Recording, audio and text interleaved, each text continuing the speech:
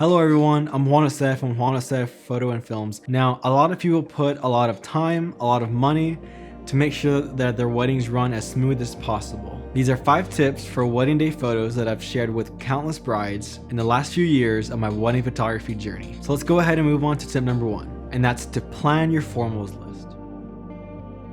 Something that I share with each bride and ask them to do is to have a list of all the possible combinations that they want, along with the names of all the individuals in those combinations. This lets the photographer or planner direct everyone by name and also reduces any confusion. So moving along, let's go ahead and go into our second tip, which is have a mock exit.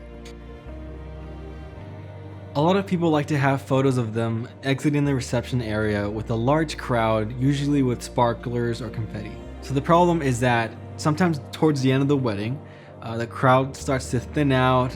Some people may have had a little bit too much alcohol to drink. Some people that you really wanted there at the reception may have left earlier. That's why I recommend having a mock exit, which means that we'll go through the entire motion of an actual exit while the crowd is still full, while all of your loved ones are still there, and before any alcohol has been handed out. You're able to grab photos and even video, and once you're done with that, you can go ahead and turn around and go back to the reception area and party all night and not have to worry about anything else for the rest of the day.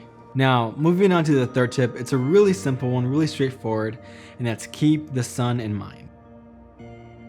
Now, I know it's a big deal for people to have their ceremony during sunset, and what I usually recommend is having it anywhere between 1 to 2 hours before the actual sun sets.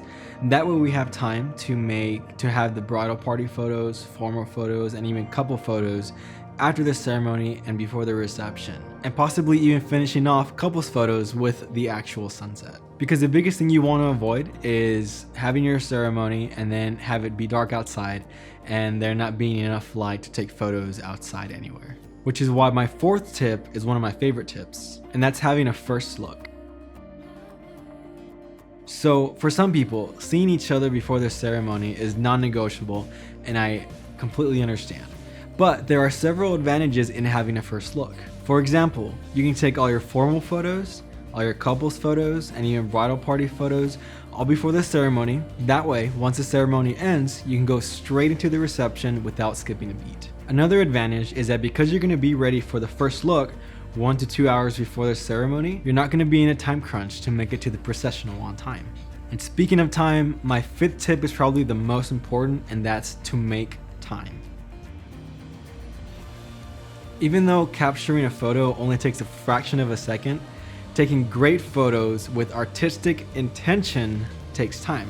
Be sure that you're putting aside enough time for each part of the day that you'd like to be photographed. Now, as a veteran wedding photographer, I can squeeze in couples photos in a small time slot, for example 10 minutes, that are competent and that look great. But give me 45 minutes to an hour and we're gonna make magic.